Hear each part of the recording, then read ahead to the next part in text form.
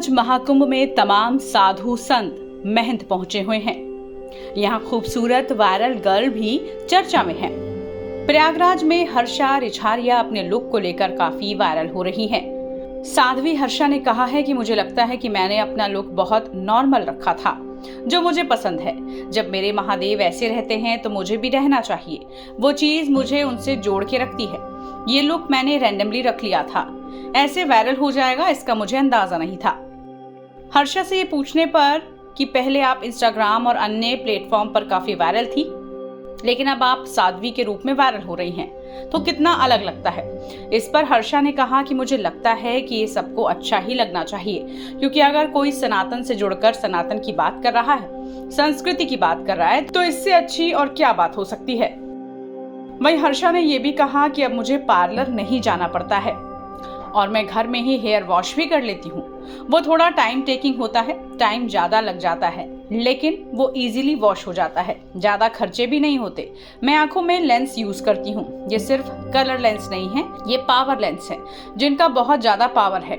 मुझे चश्मा लगा हुआ है, लेकिन मुझे चश्मा बिल्कुल पसंद नहीं। अब शायद इस साल मैं सर्जरी करवा लूंगी तो मेरे लेंस भी हट जाएंगे। जब तक सर्जरी नहीं होती तब तक मैं लेंस लगाऊंगी।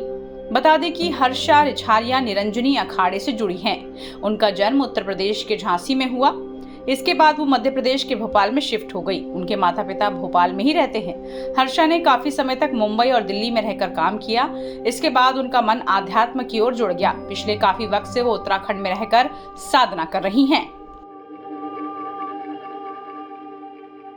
सनातन के इस सबसे बड़े समागम में वैसे तो पूरी दुनिया के लोग पहुंच रहे हैं, न सिर्फ देश बल्कि विदेशों से भी लोग पहुंच रहे हैं, लेकिन एक चेहरे की चर्चा चारों तरफ हो रही है। सोशल मीडिया पर यह चेहरा सुर्खियां बनी हुई हैं। नाम है हर्षा।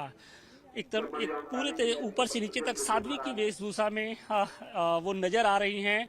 अमृत स्नान करके वो अभी तुरंत लौटी हैं। हम उनसे बात करेंगे। साध्वी की चर्चा हो रही है। 30 साल की उम्र में सब दुनिया की सबसे खूबसूरत वो चेहरा जो साध्वी बन गया है, कितनी सच्चाई है? देखिए, साध्वी का सही मायने में जो मतलब होता है वो ये होता है कि एक इंसान जो कभी शादी नहीं करेगा। मैंने अभी तक शादी करने का नहीं सोचा है, और अभी तक ऐसा भी नहीं है कि मैं कभी नहीं करूंगी, ये भी मैंने नहीं सोचा है। बस मैं अपने काम को छोड़ के गुरुदेव की शरण में और साधना कर रही हूँ। मैं चीजों को सीख रही हूँ और फिलहाल मुझे भक्ति में मजा आ रहा है, बहुत अच्छा लग रहा है, बहुत सुकून मिल रहा है, तो मैं इसी में रम गई हूँ। सनातन के प्रति इतने ये समर्पण का भाव कहाँ से आया? क्यों ऐसा लगा कि नहीं, हमको अब सनातन की ओर जाना है? मुझे ये तब आया जब मैंने आज की पीढ़ी को देखा, आज के युवाओं को देखा, जो नशे में रहती है, जो लेट नाइट पार्टीज करती है, जो रोड एक्सीडेंट को फेस कर रही है। वो कहीं ना कहीं नशे की वजह से हो रहा है, जिसमें हर दिन कोई ना कोई परिवार अपनी संतान को खो देता है।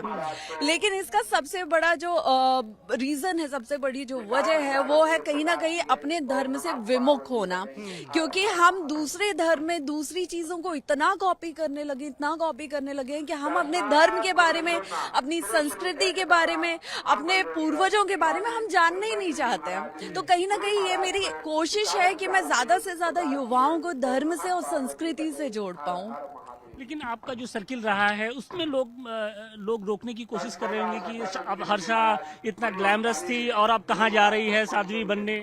नहीं, मुझे कभी किसी ने नहीं रोका। उसका सबसे बड़ा रीजन ये था कि परिवार वालों ने क्या कहा, अप्रिशिएट किया आपको आगे बढ़ने के लिए? मेरे परिवार वाले बहुत प्राउड फील कर रहे हैं जी। तो और रही बात दोस्तों की, तो मेरे दोस्त कभी रहे नहीं। उसका रीजन ये था कि मैं शायद कुछ ज्यादा सात्विक थी और आजकल सोसाइटी कुछ ज्यादा तामसिक हो गई है, तो इसलिए मैं हमेशा से अकेली ही रही हूँ, मैं और मेरे महादेव। तो दीक्षा लेने का क्या इसी कुंभ में ही दीक्षा लेंगी या आप ले चुकी हैं आप दीक्षा? मैंने अपने परम पूज्य गुरुदेव से मंदिर दीक्षा ली हुई है, जिसका मैं जाप करती हूँ, जिसकी मैं साधना करती हूँ, और इस कुंभ में क्या होगा ये गुरुदेव तय करेंगे। लेकिन एक कठिन तप होगा, एक कठिन एक लाइफ स्टाइल बिल्कुल अलग हो जाएगी। क्या उसके लिए आप अंदर से तैयार तैयार हैं? क्योंकि एक साध्वी और साध्वी का जीवन इतना आसान नहीं होता है जितना आम लोगों के लिए होता है। आपकी बात बिल्कुल सही है। एक साध्वी का, एक सन्यासी का जीवन बिल्कुल आसान नहीं होता है, लेकिन मुझे लगता है कि कहीं ना कहीं मैं उस चीज को पिछले कुछ महीनों से जी रही हूँ, उस समय को, उस जीवन को जी रही हूँ, तो मुझे नहीं लगता कि अब वो मेरे लिए इतना भी मुश्किल है। मुझे लगता है कि मैं उसे आसानी से निभा सकती हूँ और दूसरों के लिए मैं एक उदाहरण के रूप में सामने आऊंगी। लास्ट क्वेश्चन कि इस महाकुंभ के जरिए जब दुनिया के कोने कोने से लोग पहुंच रहे हैं, खुद योगी जी लगातार इसको और दिव्य और भव्य रूप देने की कोशिश कर रहे हैं, आप आज के युवाओं से क्या अपील करना चाहेंगे? देखिए, ये जो महाकुंभ है, ये पूर्ण महाकुंभ है, ये हमारे जीवन में पहली और आखिरी बार आएगा, जिसे हम दोबारा कभी नहीं देख पाएंगे, कभी इसके साक्षी नहीं बन पाएंगे।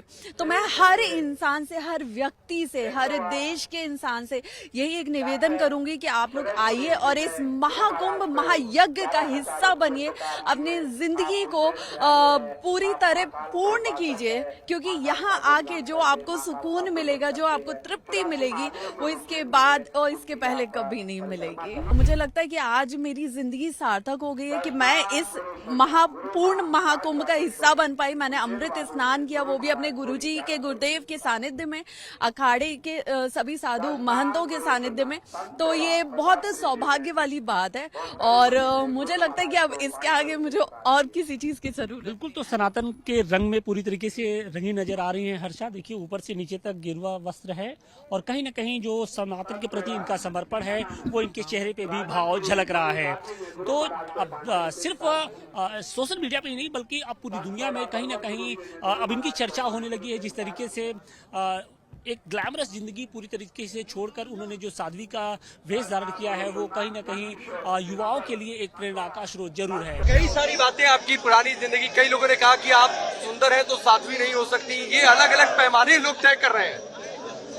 अब देखिए, पैमानों पे मैं कुछ नहीं बोल सकती, लेकिन सुंदरता का, साध्वी बनने का, पूजा पाठ करने का, भक्ति करने का, ऐसा मुझे नहीं लगता कि इसमें कोई भी दोष है। नहीं, बिल्कुल दोष नहीं है, लेकिन मैं चाहूंगा कि आप टाइम्स के जरिए कम से कम उन लोगों को जवाब दें, एक संदेश दें। देश का सबसे पुराना मीडिया हाउस है। देखिए, थैंक यू सो मच कि आपके जरिए मुझे ये बात कहने और रखने का मौका मिला है। और रंग रूप का कोई लेना देना नहीं होता है, भक्ति से, धर्म से जुड़ने से, भगवान के प्रति समर्पित होने से। ये किसी भी उम्र में, कोई भी जेंडर, किसी भी रंग रूप के साथ कोई भी कर सकता है और इससे जुड़ना अपने आप में बहुत सुकून देना, आत्मा की तृप्ति करने की बराबर है। बिल्कुल, बहुत बहुत धन्यवाद साध्वी हर्षा जी, बातचीत करने के लिए।